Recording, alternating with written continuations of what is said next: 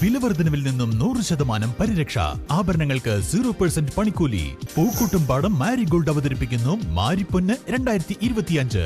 കൂടുതൽ വിവരങ്ങൾക്ക് ബന്ധപ്പെടുക 04931200916. കാട്ടുപന്നിയുടെ കുത്തേറ്റ് സ്കൂട്ടറിൽ യാത്ര ചെയ്യുകയായിരുന്ന വിദ്യാർത്ഥിയുടെ കാലൊടിഞ്ഞു. നീലാഞ്ചേരി അമ്പലക്കുന്നിലെ പുതിയത്ത് അസദുള്ളയുടെ മകൻ നിസാമിനാണ് പരിക്ക് പറ്റിയത്. നിസാം ഇപ്പോൾ കോഴിക്കോട് മെഡിക്കൽ കോളേജ് ആശുപത്രിയിൽ ചികിത്സയിലാണ്. നിസാം സഹോദരി ഭർത്താവ് ബാദുഷയുടെ കൂടെ യാത്ര ചെയ്യുമ്പോഴാണ് പന്നിയുടെ ആക്രമണമുണ്ടായത്.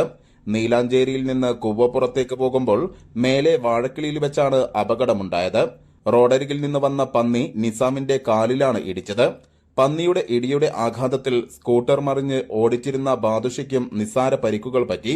കാലിന് ഗുരുതരമായി പരിക്ക് പറ്റിയ നിസാമിനെ കോഴിക്കോട് മെഡിക്കൽ കോളേജ് ആശുപത്രിയിൽ പ്രവേശിപ്പിച്ചു. നീലാഞ്ചേരി ഭാഗത്ത് വെച്ച് 2 മാസം മുൻപ് അധ്യാപകനും കാട്ടുപന്നിയുടെ ആക്രമണത്തിൽ പരിക്ക് പറ്റിയിരുന്നു.